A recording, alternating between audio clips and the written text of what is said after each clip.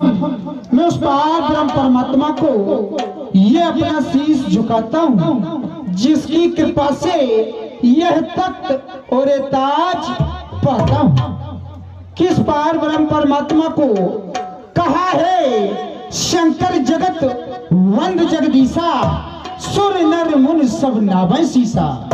ऐसे भूत भावन भोलेनाथ को ये दास दशरथ पुनः प्रणाम करता है। कहो महामंत्री सुमंत, हमारे राज्य के क्या समाचार हैं? हमारे राज्य में गौशाला में गौ सेवा, वृद्ध सेवा, यज्ञशाला, वेदशाला अर्थात सभी कार्य सुचारू रूप से चल रहे हैं। हमारे राज्य में किसी धनवान द्वारा किसी निर्धन को सताया तो नहीं जा रहा है। कहो महामंत्री सुमंत, हमारे राज्य के समाचार अवगत कराओ।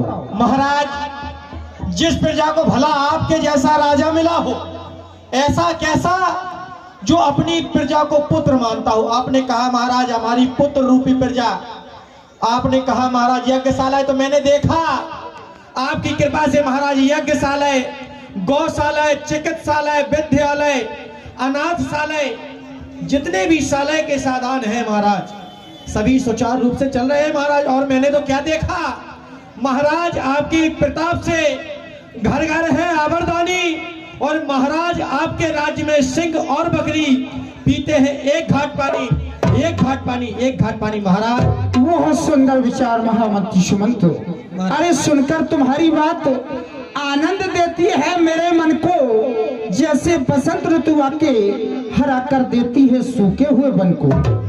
महामंत्री सुमंत, भला जिस राज्य में भूत भावन भोलेनाथ की कृपा हो, गुरु ब्राह्मणों का आशीर्वाद हो और तुम्हारे जैसे मंत्रियों का साथ हो, उस राज्य में कोई समस्या उत्पन्न हो ही नहीं सकती। फिर भी हर राजा का धर्म हुआ करता है, हर राजा का कर्तव्य हुआ करता है कि उसकी प्यारी प्रजा को कोई कष्ट ना हो।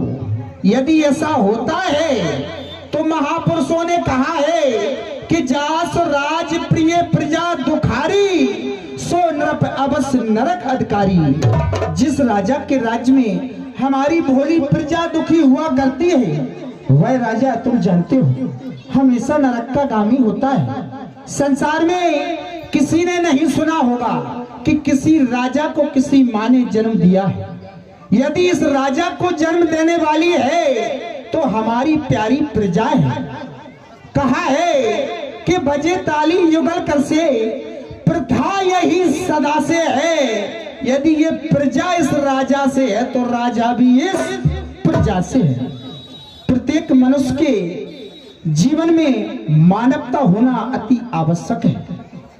महामंत्री सुमंत महाराज, तुम जानते हो महापुरुषों ने कहा है कि मनुष्य के जीवन में 7 सुख अति आवश्यक होते हैं।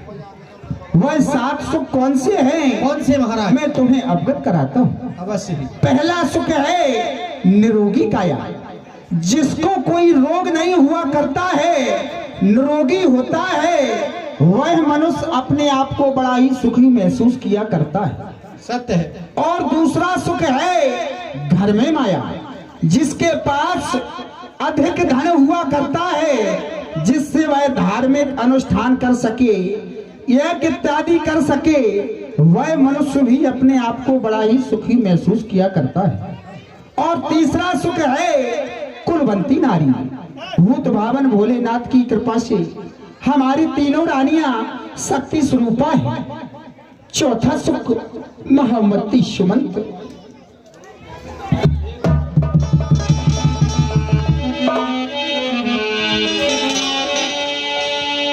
आप सुखों का वर्णन कर रहे थे, अचानक से आपका ये कुसुम की तरह खिला हुआ मुखमंडल अचानक से मुरझा सा गया। महाराज कारण क्या है? क्यों नहीं महामंत्री सुमंत, अरे मेरे सुखों का वर्णन करते करते चौथे सुख पर आकर विलंबित हो गया। महामंत्री सुमंत, तुम जानते हो अरे उस ब्रह्म परमात्मा ने मुझे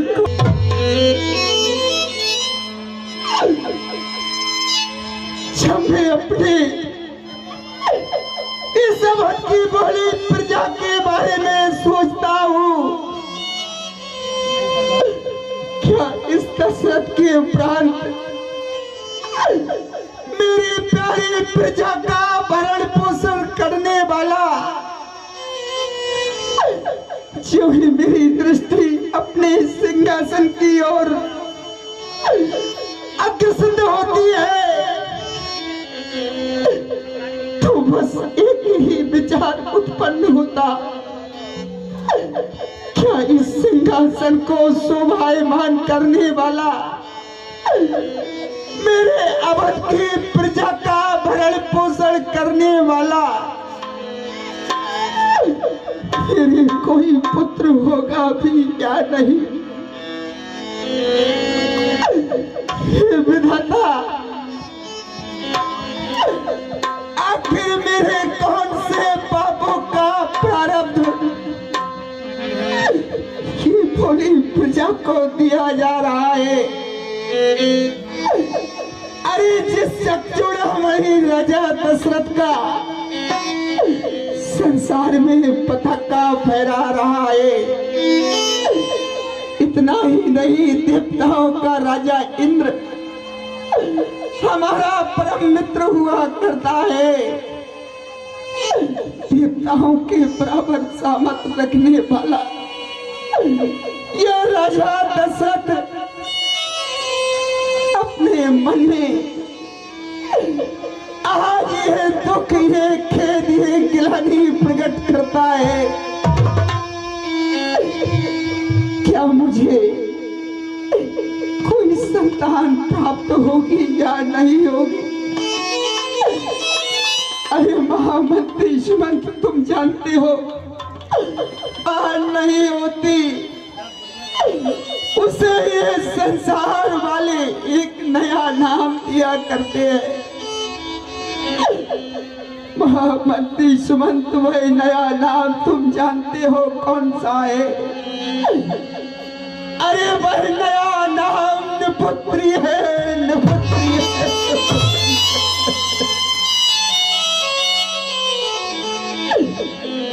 अरे उसे अछूत का पात्र माना जाता है। एक बार मैं अपने मित्र देवेंद्र के पास गया, जब स्वर्ग से अवध वापस आया तो मेरी चंद्रहास भूल से वहां पर रह गई। जब पुनः वापस गया, तुम जानते हो मैंने क्या देखा? अरे जिस सिंहासन पर मैं स्थापित बैठा करता हूँ, मेरे आने के उपरांत उस सिंहासन को जल से धोया जा रहा। इस संसार में जिसके कोई संतान नहीं होती, उसका कोई अस्तित्व नहीं होता। मेरे पास सब कुछ होने के उपरांत मेरा जीवन शून्य है, महामंत्री, शून्य है। हे विधाता,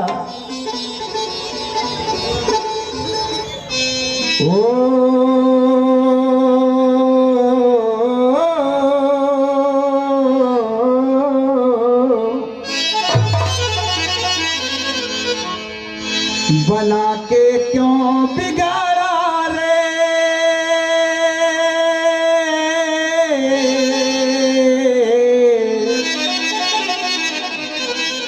बना के क्यों बिगाड़ा रे, बिगाड़ा रे नसीबा।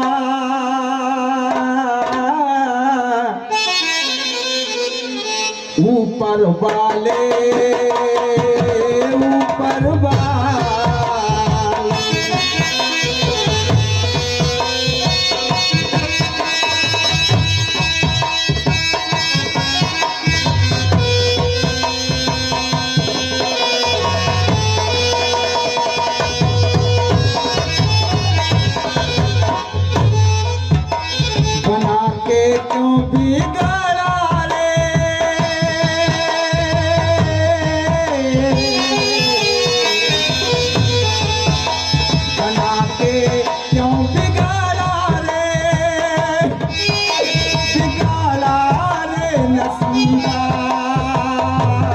ऊपर वाले ऊपर वाले नहीं था फूल खिले इस प्रेम के।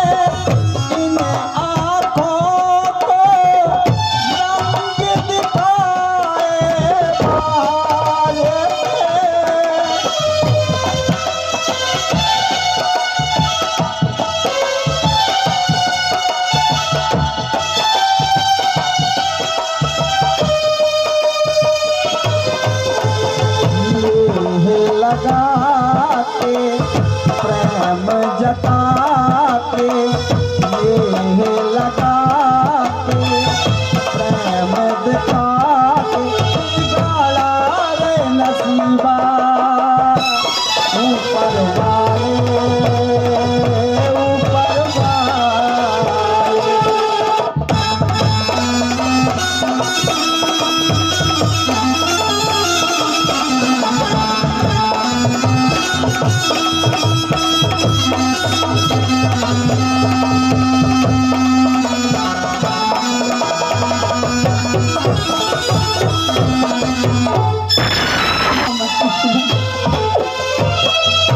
आज मेरी कुछ समझ में नहीं आ रहा है। अरे तुम मेरे 8 मंत्रियों में श्रेष्ठ कुशल मंत्री हो, इतना ही नहीं मेरे बचपन के मित्र भी रहे हो। कहो महामंत्री सुमंत, आज ये दशरथ क्या करे क्या ना करे मेरी कुछ समझ में नहीं आ रहा है। कहो प्रिय मंत्री। महाराज आप धैर्य को धारण करें, क्योंकि जिस समय चिंता रूपी अंधकार अगर जीवन में छा जाए तो उसका निवारण भी है महाराज। क्यों? क्योंकि गु नाम अंधकार का और रू नाम प्रकाश का। अंधकार को जो प्रकाश की ओर ले जाए वो गुरु है, और हमारी समस्या का समाधान केवल गुरु कर सकते हैं। आप गुरु समझ चले। सत कहा महामंत्री सुमंत, क्यों नहीं अपने मन की गिलानी गुरु भगवान के चरणों में अर्पण की जाए तो अवश्य ही समस्या का समाधान होगा। चलो अति शीघ्र गुरु भगवान से मिलते हैं। गुरु कह गए रत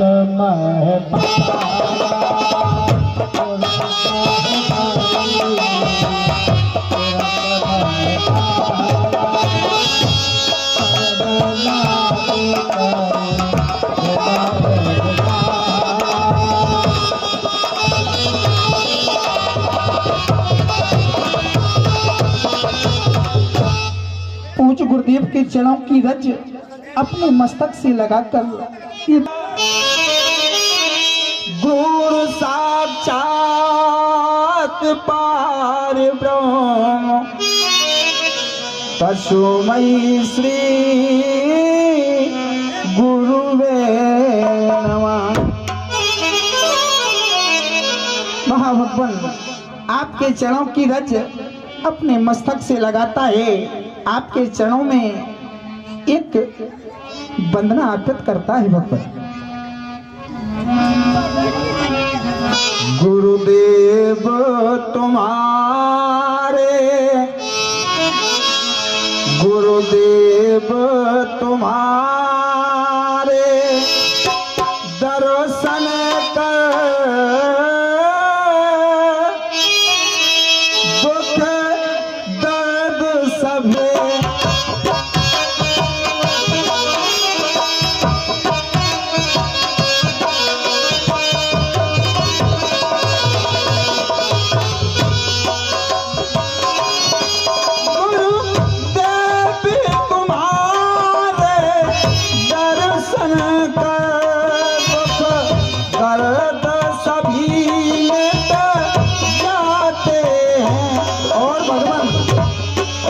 चरणों की रज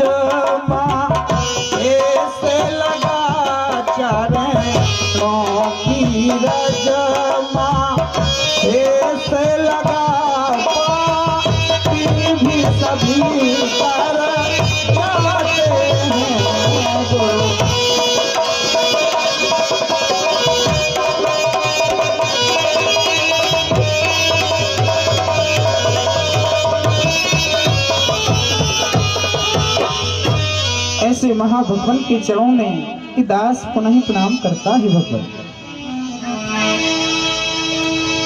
राजन, भगवान तुम्हारा अखंड कल्याण हो। हमारे ग्रह पर आए हो और बहुभांति से निवेदन भी किया, और हमारे चरणों में जब निवेदन किया तो हमारे हृदय के अंदर एक जिज्ञासा प्रकट हो गई। जिज्ञासा ये प्रकट हो गई कि अयोध्या का सम्राट जो सदा से प्रसन्न चित्त रहा करता था, आज उसका चेहरा मुरझाया क्यों है, जानना चाहता हूँ, अवगत कराए राजा। महाभगवान, आज आप मेरे मुखमंडल पर चिंता देख रहे हैं, तो महाभगवान मेरी चिंता का जो कारण है उसे ही लेकर आपके समक्ष आया हूँ। महाभगवान सुने।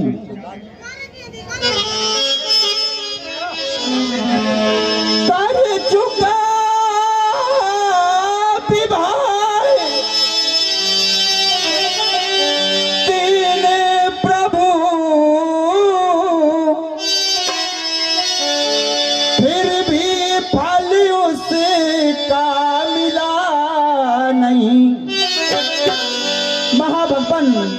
मैं 3 विवाह कर चुका, फिर भी फल उसका मिला नहीं,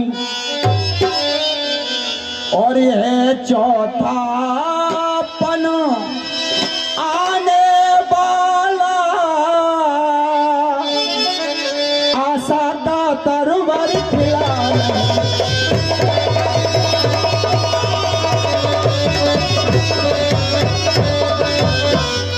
महाभगवान।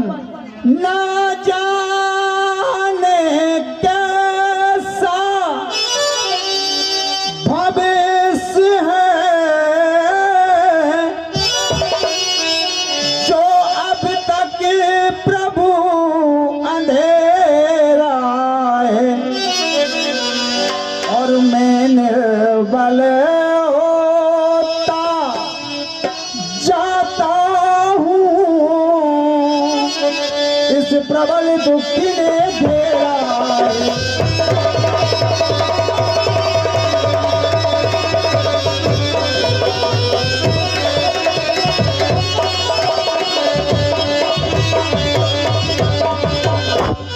महाप्रभु वह तरबर ही क्या तरबार है,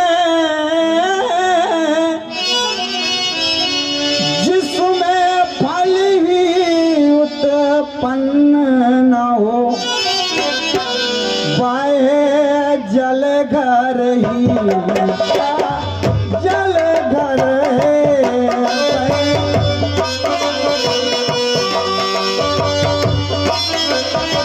महाभगवान। अरे वह वृक्ष किस काम का जिसमें कोई फल ही ना हो, वाहे जल घर ही क्या जल घर है, जो जल ही में सा न हो।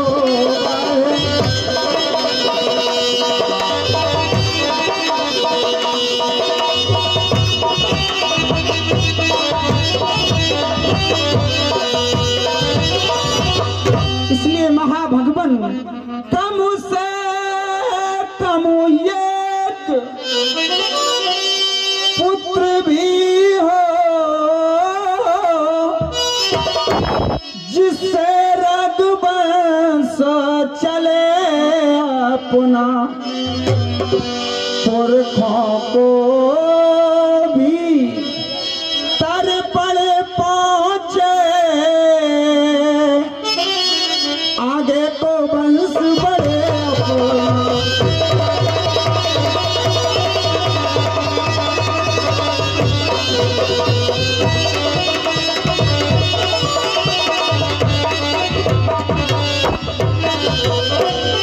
पूज्य गुरुदेव, आपकी कृपा से कुल देवता सूर्यदेव की कृपा से हमारे पास अपार वैभव, सुख, समृद्धि, यश, कीर्ति भगवान सब कुछ है। आप हमारे पूज्य गुरुदेव हैं, ये हमारा परम सौभाग्य है। किंतु भगवान बस हमारे पास कमी है तो एक पुत्र की है। भगवान मैं चाहता हूँ आपकी कृपा हमेशा हम पर रही है, आज भी कृपा हो जाए तो भगवान हमारे घर में भी किरकारियां गूंज उठे।